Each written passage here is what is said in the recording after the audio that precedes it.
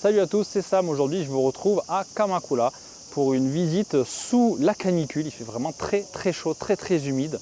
Donc je vais peut-être pas trop montrer mon visage et ma transpiration, mais je vais vous montrer quelques endroits. On va balader un petit peu à Kitakamakura où je vais découvrir deux petits lieux que j'ai pas trop visités encore. Donc on les découvrira ensemble. Et ensuite le but c'est que ce soir j'aille faire un tour à Enoshima pour vous montrer des illuminations. Il y a des projections lumineuses et il y a aussi des lanternes. Ça a l'air très joli. J'espère que vous apprécierez la balade. Voilà, donc là vous avez un énorme étang avec des nénuphars. Très joli. Alors il y a moins de fleurs, il y en avait plus il y a quelques jours. Mais c'est très sympa. Donc c'est à Tsurugaoka Hachimangu, le sanctuaire, le plus grand sanctuaire de la ville. Alors le sanctuaire est très touristique, il y a pas mal de monde, mais il y a quand même des petites pochettes de calme, comme ici. On peut se reposer un petit peu. On peut également acheter des goshuin là-bas. J'ai des clients qui en avaient acheté l'autre fois. Et on peut taper la discute avec nos amis les pigeons. Pour ceux qui ne le savent pas, hein, le souvenir traditionnel de Kamakura, c'est le hato sablé, le sablé en forme de pigeon. Il y a même des pigeons blancs ou des colombes, je ne sais pas trop, qu'on ne voit pas souvent ailleurs. Voilà. Alors, il y a les annonces. Et écoutez surtout les cigales.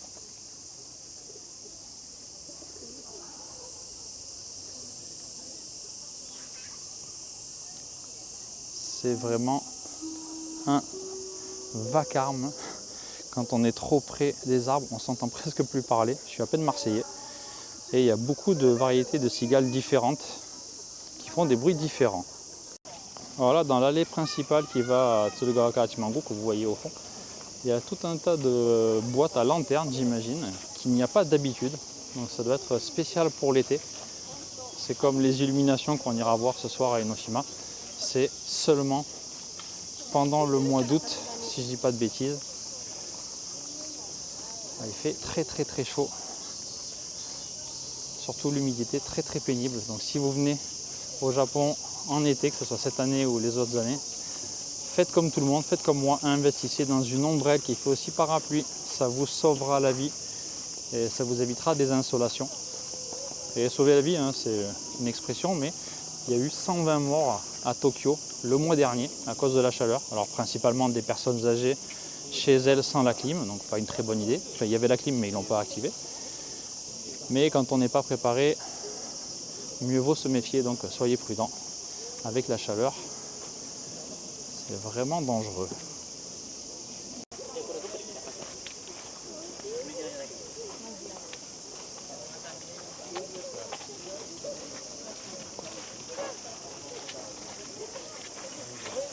Il y a une petite exposition d'arrangement floral, donc je vous montre un petit peu ça.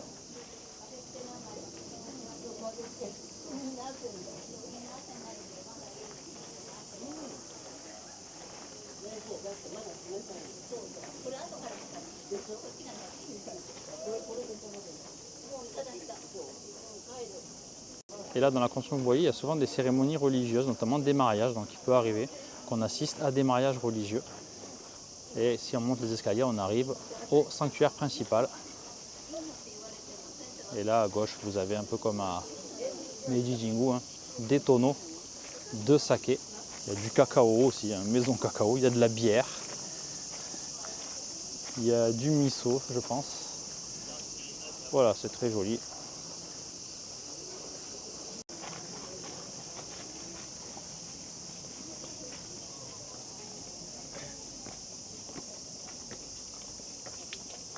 Il y a de très jolis dessins sur ces boîtes à lanternes là.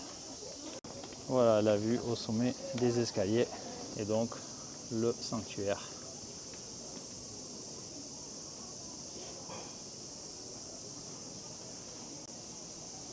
Avec, donc, comme je le disais, de très jolis dessins sur certaines de ces boîtes que je suppose être pour des lanternes.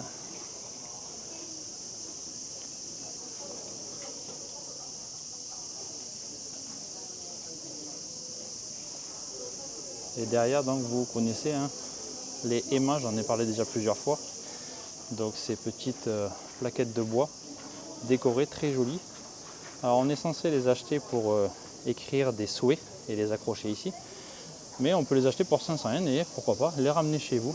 Ça fait des souvenirs originaux en bois de qualité avec un design intéressant. Voilà.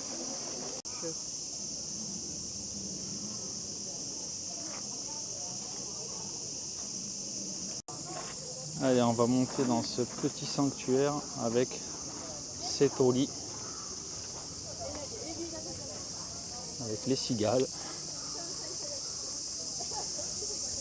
ne sais pas si vous entendez, mais à quel point elles chantent fort. Voilà, je n'étais pas marseillais quand je vous disais qu'on s'entendait presque plus parler.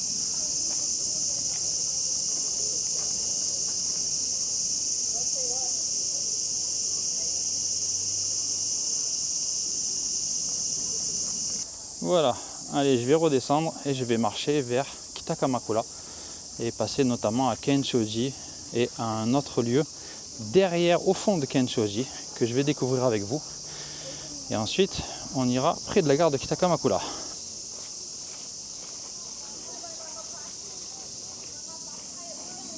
Alors là, je viens d'arriver à Kenshoji, qui est à mi-chemin entre Kamakura et Kitakamakura, un peu plus proche de Kitakamakura peut-être. Et je viens de voir qu'il y a des séances de zazen, donc de méditation en français. Donc voilà, vous avez les informations à l'entrée. Alors il y en a 4 par an, donc il faut vraiment venir à ces dates. Donc là, il ne reste plus que le 13 septembre et le 13 décembre. Il y en a aussi en anglais, avec d'autres dates. Donc ça peut être sympa, voilà, si vous êtes au Japon pendant ce moment-là.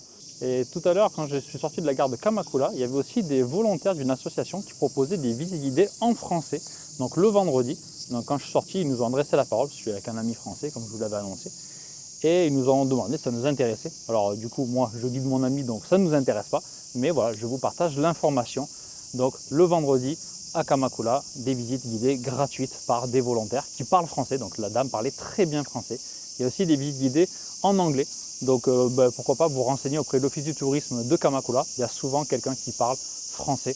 Donc ça peut être une bonne idée si vous venez ici. Et bien sûr, si vous voulez visiter Kamakura avec moi, toutes les infos seront dans la description. Hein, j'en parle assez souvent maintenant. Allez, on va continuer la visite. Je vais vous montrer Kenshoji et tout au fond un endroit où je voulais aller depuis longtemps.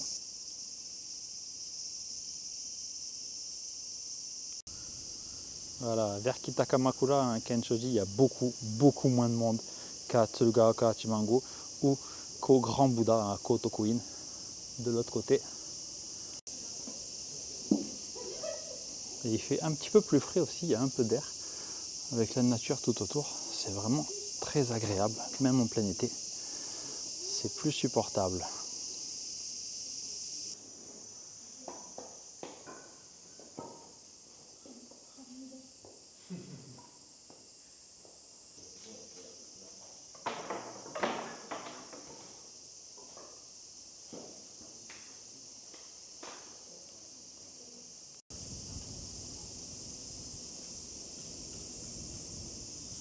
Beaucoup de nature hein, tout autour, un peu de vent, les cigales, c'est vraiment agréable.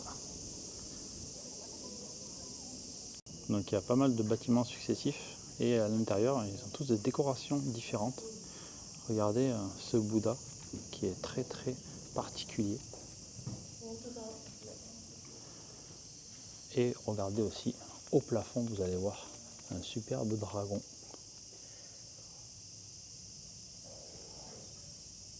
Allez, on va continuer la visite dans Kenshoji et rentrer à l'intérieur. Là-bas, on pourra s'asseoir, profiter un peu d'un jardin. Et là où je voulais aller, c'était à Hansobo, donc j'irai après. Et il y a aussi un hiking course, donc un parcours de randonnée, j'oublie mon français.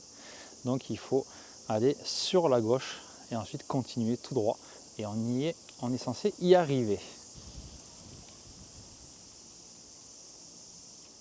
C'est rare de pouvoir en voir d'aussi près. Ah d'accord, ils ont mis de l'eau. Et du coup, on peut voir les nénuphars et leurs magnifiques fleurs. C'est sympa comme attention. Voilà, lotus sacré.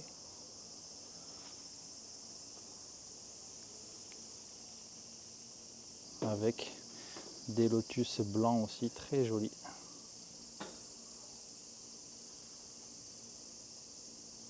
Et toujours des cigales. Voilà, et donc là on peut rentrer, hein, c'est gratuit. C'est écrit en anglais en tout petit. Et feel free to enter. Et on pourra s'asseoir et regarder un petit peu le jardin. Alors on peut laisser ses chaussures ici, mais on peut aussi les mettre dans un sac parce qu'il y a des vols de chaussures, notamment des chaussures de femmes. C'est écrit ici. Donc oui, il y a des gens un peu chelous qui volent des chaussures de femmes. Alors en plein été, vu l'odeur des chaussures pour hommes, je pense qu'on risque rien. Donc je vais les laisser ici. On peut rentrer ici. Alors, il y a un sens, il y a une direction. Alors là, il y a écrit ne pas filmer pendant la méditation, mais sinon on a le droit de filmer, hein, pas de souci.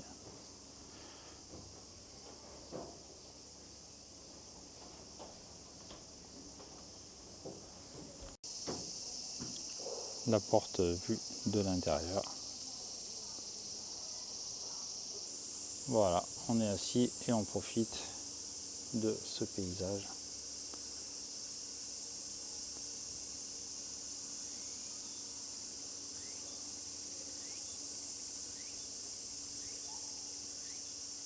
Au fond de Kenchoji, en allant vers Hansobo, vous avez des endroits assez incroyables comme celui-ci. Je vous laisse profiter.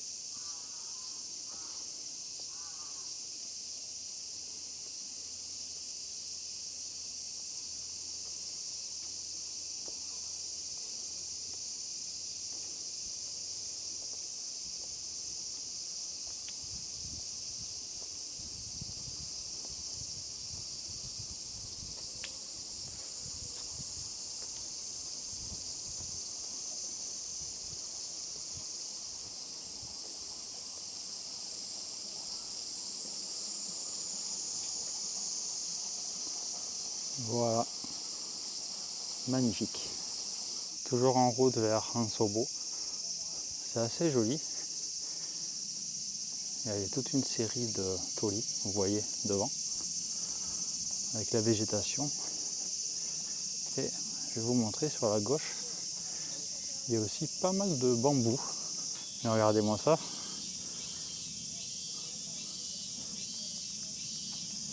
C'est vraiment sympa. Ah d'accord, parce qu'en fait les pierres là sont sculptées en forme d'insectes, de gros scarabées. Je sais pas si vous voyez les formes. Celui-là aussi. Donc c'était bien ça.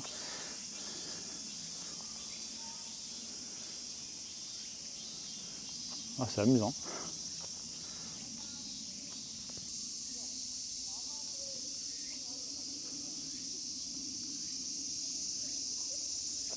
Il y a aussi des petites sculptures comme ça. Ou celle-ci. Et on est vraiment dans les bambous. Ouais, on peut même entrer. Alors je ne vais pas trop le faire, mais juste pour vous montrer. Il y a pas mal de toiles d'araignée aussi, donc je ne vais pas m'aventurer. Et il y a presque personne. Très sympa. Donc si vous venez à Kenchoji avec moi ou seul, maintenant je mettrai cette partie à mon programme et je vous conseille d'en faire autant. Très très joli.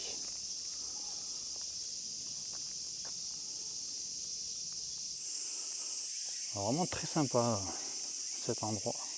Encore 10 minutes jusqu'à Hansobo. Je vais vous retrouver directement là-bas. Alors je suis bientôt arrivé au sommet, mais c'est pour vous montrer que c'est très joli et que ça monte de ouf. Il y a des séries d'escaliers sans fin. Alors je pense que la chaleur fait beaucoup, qu'en général à d'autres périodes ça ne doit pas être si difficile, mais là c'est vraiment difficile.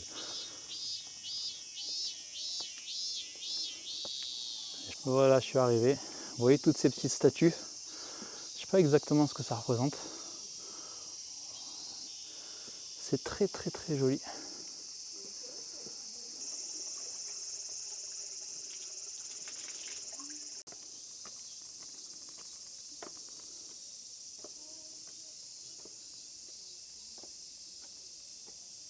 première fois que je viens ici, mais c'est vraiment incroyable. Je vous conseille vraiment de venir. Ces statues sont impressionnantes et j'en ai jamais vu des comme ça depuis que je suis au Japon. J'imagine qu'il doit y en avoir ailleurs, mais vraiment très sympa.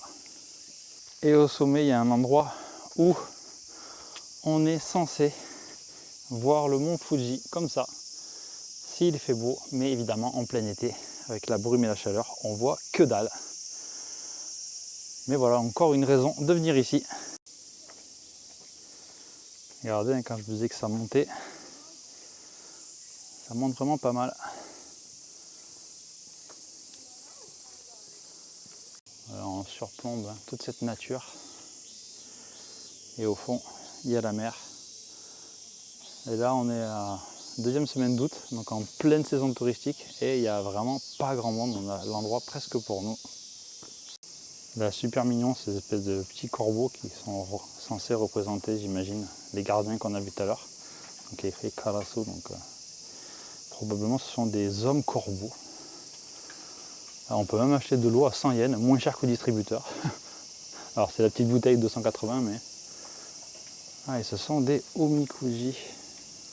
On va encore monter, parce qu'il y a écrit qu'à 5 minutes, on est au sommet donc, de cette petite montagne et au départ du parcours de randonnée. Donc là, je ne suis pas encore arrivé au sommet, mais au fond, on voit la mer. Et en bas, les bâtiments de Kenshoji que je vous ai montré tout à l'heure. Donc c'est toujours le même temple. C'est incroyablement grand. Donc pour 500 yens, vraiment, vous pouvez rester 2 heures tranquillement. Voilà, je vais redescendre tout ça et aller prendre un kakigori pour me reposer un petit peu. J'espère que les efforts et la transpiration vous feront plaisir et que ces images vous feront un peu voyager. Si vous aimez cette vidéo, n'oubliez pas de mettre un petit commentaire, un petit like. Il y a aussi le bouton merci si vous voulez me soutenir. Et un grand merci d'ailleurs à tous ceux qui me soutiennent sur Patreon. Merci beaucoup à vous, ça m'encourage et ça m'aide à continuer cette chaîne YouTube. Bon, j'ai menti, j'ai pas pris de kakigori puisque le restaurant, le café où je voulais aller était fermé. Donc on est allé à Ofuna où on va prendre le monorail direction Enoshima.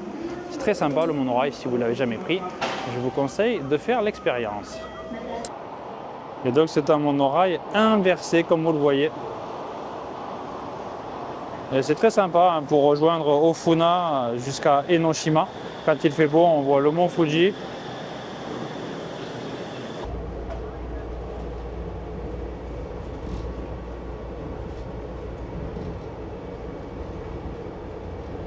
Voilà la plage de Enoshima, donc je vous montre un petit peu. Donc là il est 17h30 je crois environ. Et comme vous voyez, il n'y a pratiquement personne sur la plage et dans l'eau. Et je vais attendre un petit peu parce que quand la nuit tombera vers 18h, il y aura donc les illuminations à la presqu'île de Enoshima qui est de l'autre côté que je vais vous montrer vers là-bas. Et vous voyez, il y a énormément de baraques, d'installations, de bars la journée, il y a de la musique, il y a beaucoup de gens qui boivent. Il fait vraiment très très chaud. Et voilà, là en fin d'après-midi, par contre c'est très agréable, il y a un petit air, il ne fait pas très chaud. Et on a un magnifique paysage. Et il n'y a absolument personne sur la plage. Vous ne serez pas les uns sur les autres si vous venez à cette heure-là. Même dans la journée, honnêtement, je pense que ce n'est pas blindé, sauf à proximité des baraques. Voilà. Je vous retrouve tout à l'heure pour les lanternes et les illuminations, enfin les projections, tout ça. Ça y est, c'est le soir et je suis à Enoshima, près de la presqu'île. Et vous voyez au fond, donc il y a des illuminations, le petit spectacle de lumière qui a lieu. On va s'approcher, je vais vous montrer ça de plus près. Regardez-moi ça. C'est vraiment magnifique. On va monter quand même.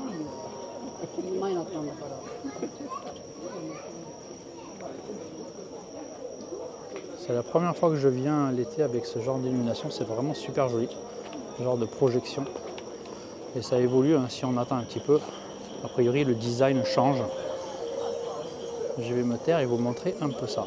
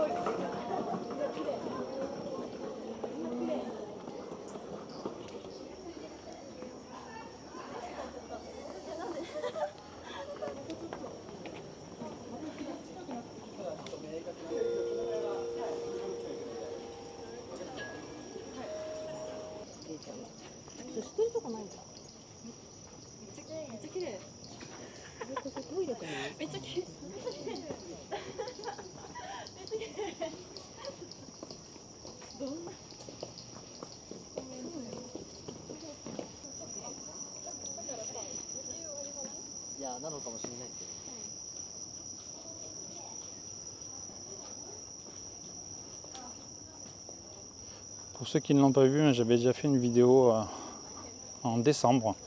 Il y avait des illuminations en décembre, janvier qui étaient vraiment magnifiques.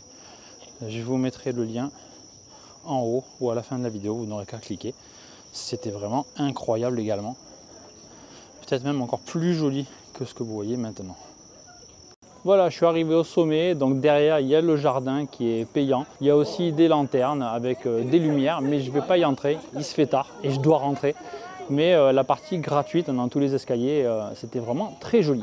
Voilà pour cette longue vidéo. Alors je ne sais pas quelle longueur elle fera, mais en tout cas pour moi la journée était très longue avec la chaleur entre Kamakura, Kitakamakura et Enoshima pour terminer. Voilà, j'espère que ça vous a plu.